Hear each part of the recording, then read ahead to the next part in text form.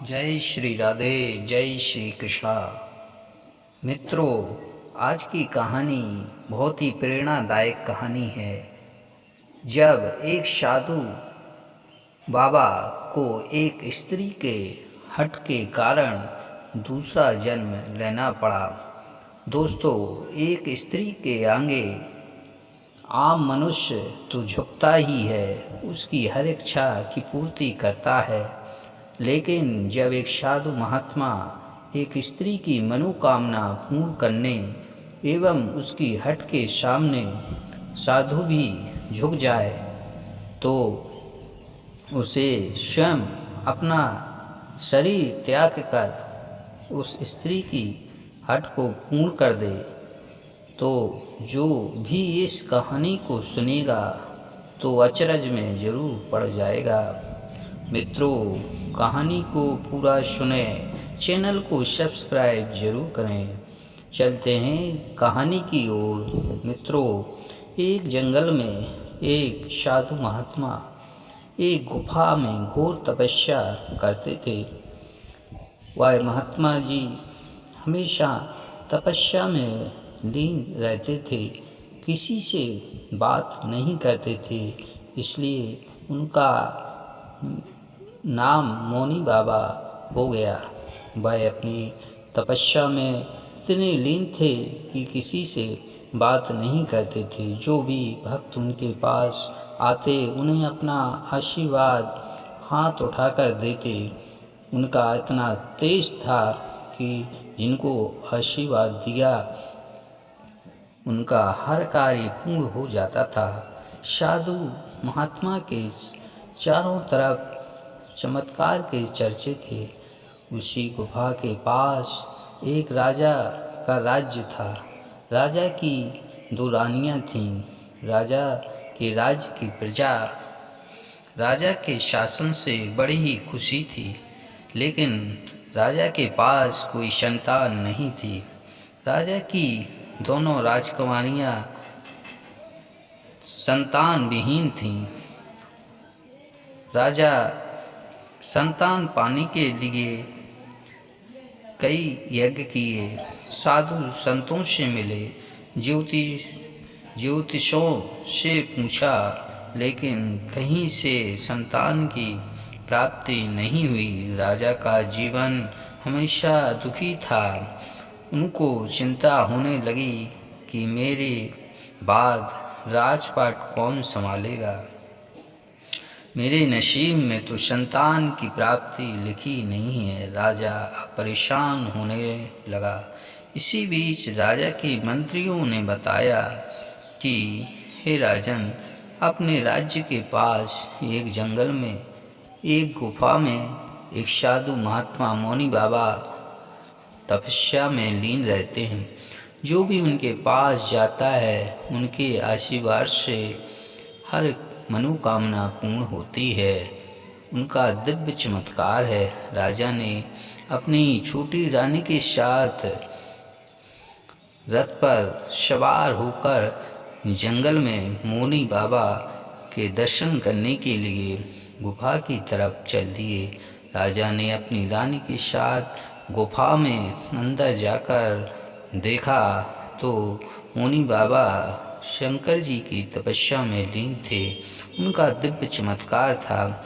साधु जी तपस्या में लीन मौनी बाबा के दर्शन किए और उनसे आशीर्वाद लेकर अपने राज्य में लौट आए। काफ़ी दिन बीत गए, लेकिन राजा के यहाँ कोई संतान की प्राप्ति नहीं हुई। इसके बाद भी राजा को चिंता होने लगी। राजा की छोटी रानी राजा से आज्ञा लेकर अब हर रोज़ गुफा में मौनी बाबा के दर्शन करने के लिए जाने लगी। हर रोज़ छोटी रानी बाबा के दर्शन करने जाने लगी। फिर रानी के कोई भी संतान की प्राप्ति नहीं हुई। एक दिन रानी गुफा के अंदर साधु मौनी बाबा के सामने बैठ गई। जब साधु जी तपस्या में लीन बैठे थे, तपस्या करते करते मुनि बाबा की आंखें खुलीं। सामने राजा की छोटी रानी बैठी थी। मुनि राजा साधु जी ने रानी को दिव्य दर्शन दिए। मुनि बाबा ने रानी से पूछा, क्या बात है, मेरे सामने क्यों बैठी हो? रानी ने उत्तर दिया, बाबा जी, सुना है आप जो लोगों को जो भी आशीर्वाद देते हैं वह पूर्ण जरूर होता है। हे बाबा, मैं एक राजा की छोटी राजकुमारी हूँ, मेरे पास कोई संतान नहीं है। हमें ऐसा आशीर्वाद दीजिए जिससे मुझे एक पुत्र की प्राप्ति हो। मुनि बाबा ने अपनी दिव्य ज्ञान से सोचकर रानी को बताया कि तुम्हारे भाग्य में तो संतान की प्राप्ति नहीं लिखी है, तुम्हारा संतान का कोई योग नहीं है। मैं तुम्हें संतान प्राप्ति का आशीर्वाद कैसे दूं? लेकिन रानी ने अपनी जिद हट पर बाबा के सामने अड़ गईं और मुनि बाबा रानी की जिद के सामने झुक गए और रानी को संतान की प्राप्ति का आशीर्वाद दे दिया। रानी आशीर्वाद लेकर खुशी खुशी अपने महल में आ गई। यह सब बातें राजा को बताईं। राजा बहुत खुश हुए। संतान प्राप्ति की चाहत में रानी के दिन गुजरने लगे।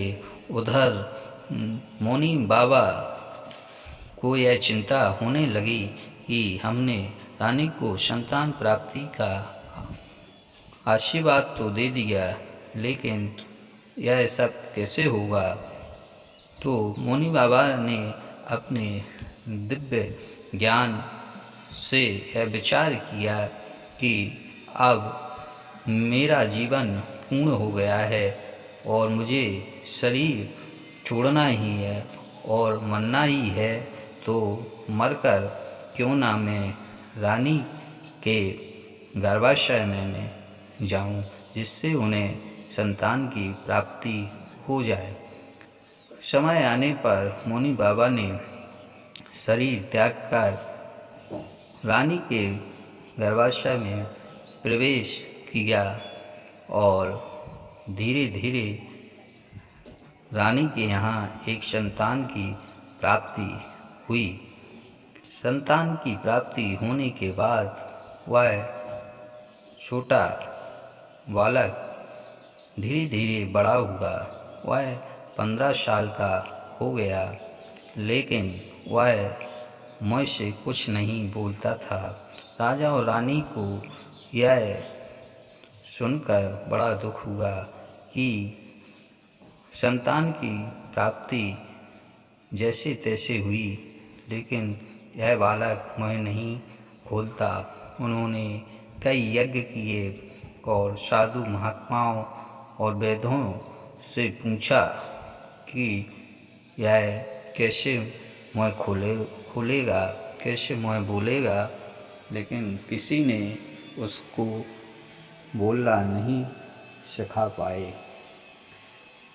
एक बार की बात है, राजा ने अपने मंत्रियों के साथ उस लड़की को शिकार करने के लिए भेजा। मंत्री चारों तरफ जंगल में शिकार करते रहे, लेकिन वह बालक फिर भी उस जंगल में कुछ भी नहीं बोला।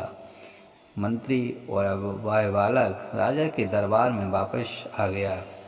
अब राजा को चिंता होने लगी। राजा ने सभी मंत्रियों से कहा कि राज्य में सभी जगह यह कह दो कि जो भी हमारे पुत्र को मुँह बुलवाएगा उसको ढेर सारी सोने चांदी की चीज़ें दी जाएंगी, उसको माला माल कर दिया जाएगा। अगले दिन राजा ने अपने मंत्री के लड़के के साथ अपने पुत्र को जंगल में शिकार करने के लिए भेजा। राजा का लड़का और मंत्री का लड़का शिकार करने के लिए जंगल में गए। शिकार करते करते एक तालाब के किनारे एक हिरन बोला और उस मंत्री के लड़के ने उस हिरण को तीर से मार दिया और उसकी हत्या हो गई। उस राजा के लड़के ने यह शब्द देखकर बोला, हे हिरण, तुम बोला इसलिए तेरी मृत्यु हो गई है। अब यह सब देखकर मंत्री का लड़का बोला, अब तो राजा का पुत्र बोलने लगा है, और वह दोनों महल की तरफ लौट आए। राजा के लड़के की बात सुनकर मंत्री के लड़के ने राजा से कहा कि आपका पुत्र मुँह बोलने लगा है। यह सुनकर राजा बहुत प्रसन्न हुआ, चारों तरफ खुशियाँ हो गईं। लेकिन जब उस अपने पुत्र को राजा ने अपने पास बुलाकर कहा कि तुमने जंगल में कुछ बोला है, तो उस लड़के ने कुछ नहीं कहा, वह शांत खड़ा रहा। राजा यह शब्द देखकर बड़े दुखी हुए। उन्होंने कहा कि मंत्री के लड़का ने यह शब्द झूठी बात बताई है कि मेरे पुत्र का मुँह खुल गया है, वह बोलने लगा है। वह बहुत क्रोधित हुए और उस मंत्री के लड़के को सजा देने का ऐलान किया और उस मंत्री के लड़के को फांसी की सज़ा दी गई। थोड़ी देर बाद उस लड़के को फांसी के फंदे पर लटकाने की तैयारी शुरू कर दी गई। तभी वह राजा का पुत्र यह शब्द देख रहा था और वह एकाएक बोल पड़ा और कहा कि इस मंत्री के लड़के को फांसी मत दो, इसका कोई दोष नहीं है। जो भी इसने कहा वो सच कह रहा है, इसे छोड़ दो। मैंने जंगल में बोला था कि हे हिरण, तुम बोला इसलिए तुझे तीर मार दिया गया है और तेरी मृत्यु हो गई है। अतः राजा ने यह शब्द देखकर बहुत प्रसन्न हुआ और उस लड़के को माफ़ कर दिया गया। इसके बाद वह राजा का पुत्र राजा से बोला कि मैं तुम्हारा पुत्र हूँ और अब मैं तपस्या करने के लिए जाना चाहता हूँ। राजा बहुत दुखी। उन्होंने कहा, यह राजपाट कौन संभालेगा, कौन देख रेख करेगा, तुम तपस्या में जाओगे। फिर भी वह राजा का पुत्र नहीं माना और वह जंगल की तरफ निकल गया। दोस्तों, वह पुत्र मौनी बाबा की तरह था और वह उसी गुफा में निकल गया जहाँ मौनी बाबा ने तपस्या की थी। इस प्रकार से यह कहानी की यही सच्चाई है कि एक स्त्री के सामने साधु महात्मा को भी झुकना पड़ा। जय श्री राधे, जय श्री कृष्ण।